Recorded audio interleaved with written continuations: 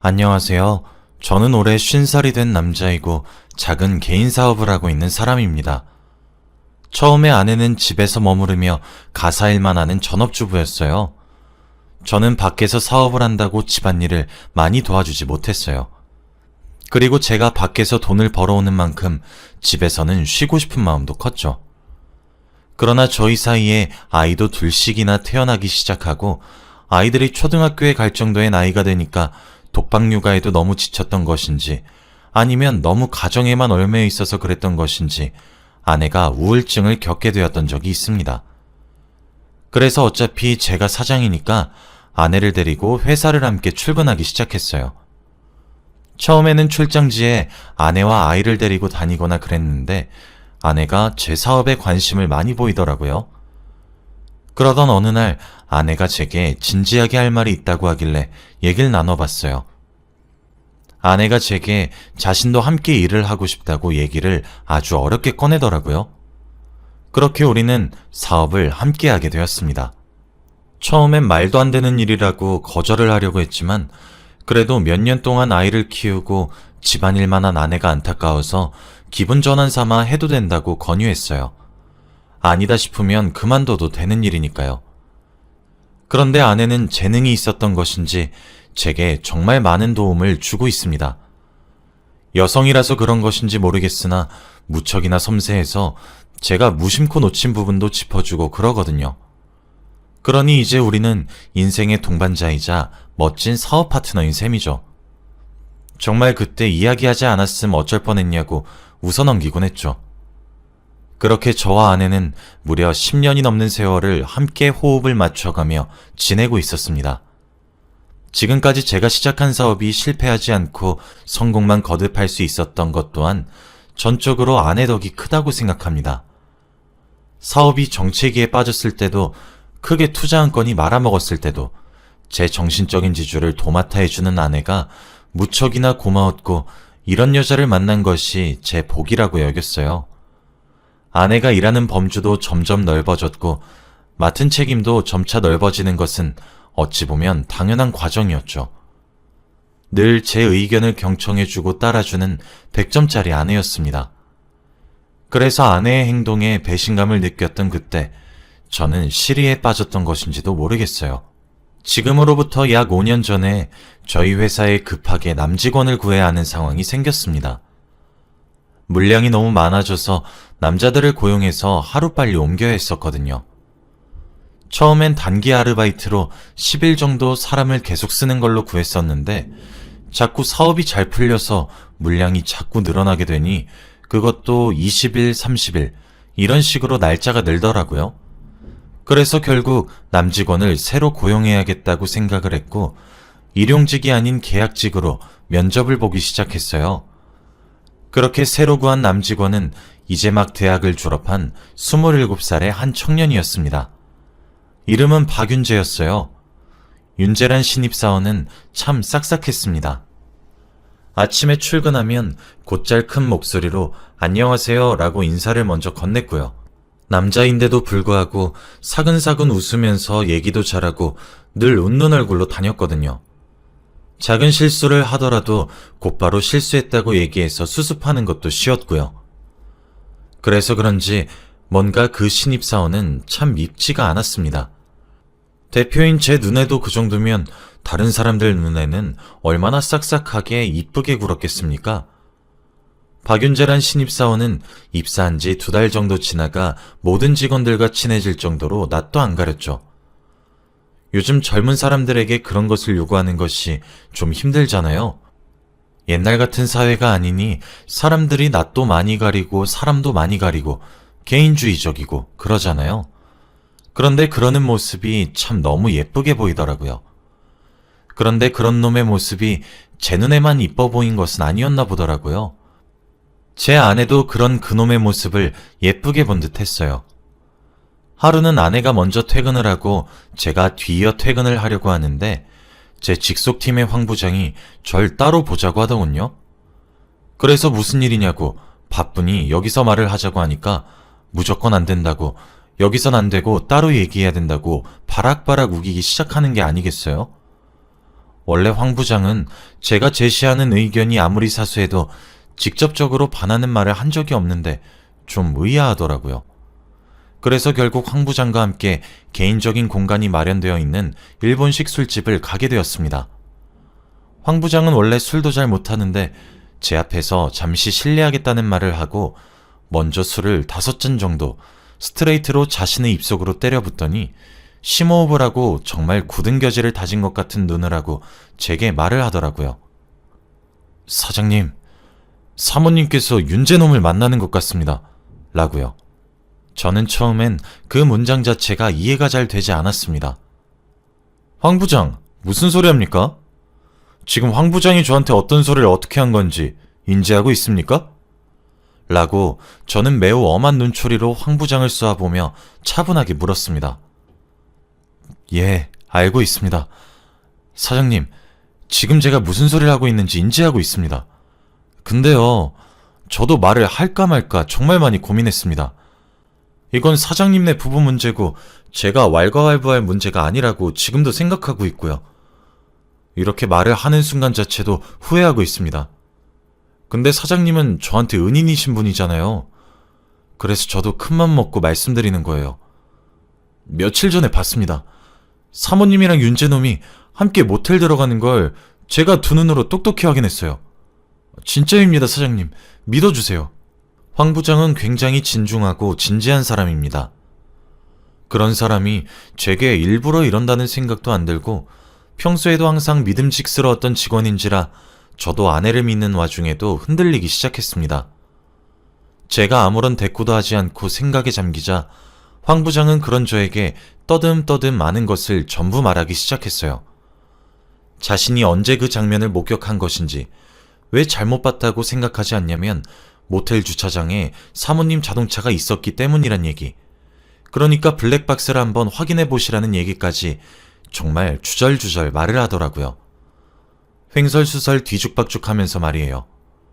그런데 황 부장이 이야기를 들으면서 머릿속에 담아놓고 있는데 황 부장이 말한 날짜가 실제로 제 아내가 외출을 했던 날짜였단 점이 정말 기가 막히는 겁니다. 일단 알겠다고. 하지만 만일 아닐 경우 황 부장이 책임을 져야 하는 부분은 있을 거라고 엄포를 놓은 뒤 저는 집으로 돌아갔습니다. 저는 승용차를 타고 제 아내는 SUV 자동차를 탑니다. 어떻게 아내에게 차키를 받나 생각을 하다가 집에 도착해서 아내에게 그냥 차키 좀 달라고 말을 했습니다. 아내는 제가 당당하게 열쇠를 요구하니까 이상함을 못 느낀 것인지 꺼내가라고 하더군요.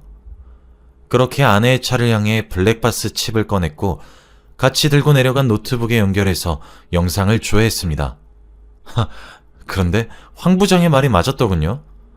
모텔로 향하고 내리는 그 순간까지 제 아내가 했을 거라곤 도무지 상상 못할 음란하고 외설적인 대화들이 블랙박스에 선명하게 녹음이 되어 있었고, 모텔 주차장에 자동차를 주차하고 내린 뒤 손을 잡고 모텔로 들어가는 뒷모습들까지 말이에요.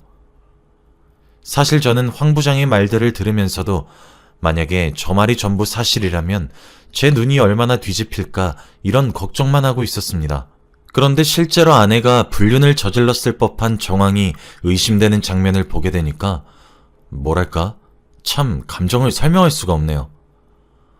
어쨌든 전 그대로 집으로 다시 올라가 아내를 거실로 불렀고 제가 가져온 블랙박스 영상을 그대로 보여줬습니다. 아내는 정말 제가 뭘 가지러 가거나 그랬을 거라고 생각했었던 것인지 제가 이런 것들을 볼 거란 생각은 해보지도 못했던 표정으로 얼굴이 하얗게 질려서 눈물을 쏟아내면서 무릎을 꿇고 미안하다고 싹싹 빌더라고요. 그런데 그런 아내를 보니까 뭐라고 해야 하나? 화가 난다기보단 그냥 로봇을 보는 것 같은 느낌이 들었습니다. 그냥 감정 없는 로봇이 제게 눈물을 흘리는 듯한 그런 좀 가식적이고 위선적이라고 해야 하나? 그런데 그때 현관 비밀번호 치는 소리가 들리길래 시계를 쳐다보니 제 자식들이 학원에 갔다 올 시간이더군요. 일단 아이들 앞에서 이런 모습을 보이는 것은 아닌 것 같아 아내에게 안방에 가 있으라고 한 뒤 나중에 이야기하자 했어요. 아내도 제 말에 고분고분 따르더군요. 그렇게 아이들이 씻으러 가고 밥을 먹고 잘 때까지 아무런 대화를 하지 않다가 아이들이 잠든 뒤에 이야기를 했어요. 사실 저도 처음엔 당연히 이혼을 해야 한다고 생각했습니다. 이게 정신적인 바람도 아니고 육체적으로 제 부하 직원과 바람이 난 것이잖아요. 그런데 막상 아이들이 밥을 먹고 웃고 떠들고 잠드는 모습을 보고 나니 아이들 얼굴을 봐서라도 참아야 되는 것은 아닌가 진지하게 고민이 되기 시작하더라고요.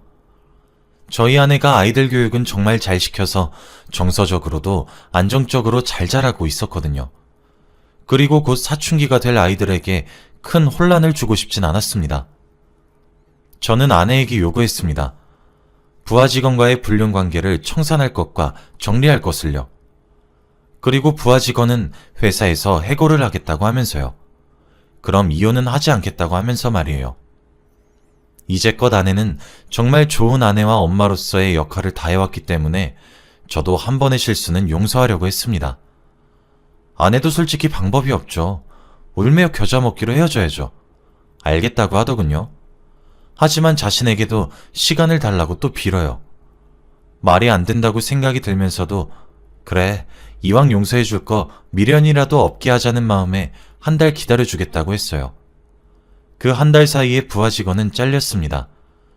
그런데 한 달이 지나고 두 달이 지나도 아내는 정리하려고 하는 기미가 보이지 않았어요.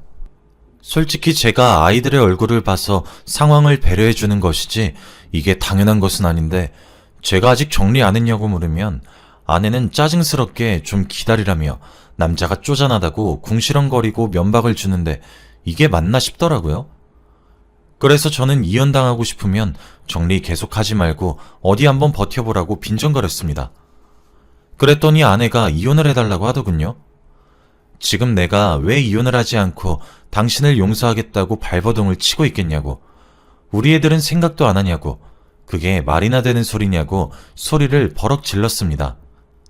그랬더니 아내가 그러더라고요. 지금 자신과 곱게 이혼해주면 아이들의 양육비를 주진 않을 거라고요. 하지만 재산분할 소송도 하지 않겠다고 하더라고요. 사실 아내와 제가 거의 공동사장으로 10년씩이나 같이 일을 했기 때문에 아내의 기여도도 매우 크게 잡힙니다. 제 명의로 되어 있지만 이혼을 하게 되면 아내에게 떼어줘야 되는 것도 맞더라고요. 저한테 협상을 요구하더군요. 첫째, 자신과 이혼하고 회사와 아이들을 지킬 것인지, 하지만 이것을 선택했을 때 아이들의 양육비 청구나 기타 일체 비용을 청구하지 않기로 한다였고, 둘째, 자신과 이혼하지 않을 거면 본인은 계속해서 불륜을 저지른 부하 직원을 만날 것이고 나가서 살 것이며 나중에 참다 이혼 소송을 당하게 될 때에도 재산 분할을 요청할 것이다. 그러니 회사를 지킬 것인지 말 것인지 정하라고 하더라고요. 저는 그 이후 몇 번씩이나 아내의 완고한 뜻을 꺾어보려고 노력하고 대화를 많이 나누려고 했지만 아내는 부하 직원에게 이미 미친 사람처럼 빠져버린 것이었는지 완고한 뜻을 밀고 나갔고 절대로 뜻을 꺾지 않았습니다. 아이들을 들먹여도 소용이 없더라고요. 결국 저는 회사를 지켜야 했고 모든 권리를 포기한다는 각서를 쓰게 한 뒤 변호사의 공증을 받는 조건으로 아내와 이혼을 하게 되었습니다. 이혼을 하게 되자 아이들도 모든 사정을 알 수밖에 없었어요. 그렇게 아이들은 가슴에 치유가 안 될 커다란 상처를 얻게 되었습니다. 아이들이 아무리 엄마인 제 아내에게 울면서 매달려도 미안하다는 말만 남긴 채 끝까지 짐을 싸서 집을 나가더군요. 그렇게 지금까지 세월이 흘러 5년이란 시간이 흘렀습니다. 그동안 아이들은 사춘기가 너무 심하게 와서 정말 힘든 시기를 보냈고 겨우 엄마의 부재를 받아들이게 되었습니다. 그런 아이들에게 저는 한없이 미안했고 엄마의 부재를 잊을 정도로 정말 정성과 사랑을 쏟기 시작했어요. 아이들도 제가 변함없이 사랑한다는 사실을 여러 차례 확인을 하더니 그제서야 안심이 되었는지 옛날 착했던 아이들로 돌아오더군요. 반항기를 겪는 아이들을 보는 제 마음도 찢어졌습니다. 하지만 어쩌겠습니까? 어른들의 죄로 아이들이 상처를 받게 된 것인 것을요. 이제 첫째는 성인이 되어 대학을 다니고 있고 둘째는 이제 고등학교 졸업을 앞두고 있습니다. 반항을 하는 그 어두운 시절 와중에도 아이들은 공부만큼은 악바리로 했기 때문인 것인지 첫째도 훌륭한 성적으로 좋은 대학교에 입학을 해서 재학 중이고 둘째도 첫째를 닮아 좋은 성적을 거둬서 아마 대학을 비슷한 수준으로 가겠지 싶습니다. 그런데 하루는 첫째가 저보고 술 한잔 사달라고 하더군요. 저희 집은 첫째가 아들이고 둘째가 딸인데 아들내미가 제게 술을 먹자고 얘기한 것이 처음이라 뭔가 벌써 다 키운 듯한 느낌이 들어 싱숭생숭하면서도 어색하고 기분이 참 좋더라고요. 그때 아들의 표정이 어두웠던 사실을 알았어야 했는데 말이에요. 아들은 술을 먹더니 제게 이야기를 하더군요. 사실 이혼한 아내가 자신을 찾아왔었다고. 그리고 본인에게 저와 만남의 자리를 만들어주면 안 되겠냐고요. 아들은 돌아가시라고 단호하게 이야기를 했는데 아들에게 그랬다고 합니다. 아들이 네가 도와주지 않으면 다음번엔 딸내미를 찾아가겠다고요. 저는 그 말을 듣고 화가 났지만 아내를 만나기로 했습니다. 아들은 자기가 잘못한 것도 없는데 미안하다고 하더라고요. 아내를 그렇게 만났는데 이젠 제가 아는 아내와 참 많이 달라졌더라고요. 짙은 화장과 담배를 태우면서 오랜만에 만난 동창 보듯 왔어? 라고 가볍게 묻는 폼이 참 기가 막히더군요. 본인보다 20살 가까이 어린 남자랑 도망쳐놓고 이혼한 전 남편에게 왔어라뇨. 저는 참 기가 막힌다 너. 나 여기 나온 거 너 보러 나온 거? 절대 아니야. 앞으로 더 이상 엮이기 싫으니까 눈앞에 나타나지 말라고 말하려고 이 자리 나온 거야. 그러니까 내 새끼들한테도 손도 대지 말라고. 아들내미고 딸내미고 두 번 다시 눈앞에 나타나지 말라고 경고하는 거야. 이제 겨우 맘 잘 잡고 자기가 받은 상처 이겨낸 애들이야. 네가 멋대로 들쑤시고 다니지 말라는 말 하고 싶어서 나온 거라고. 이제 알아들었니? 라고 말했어요.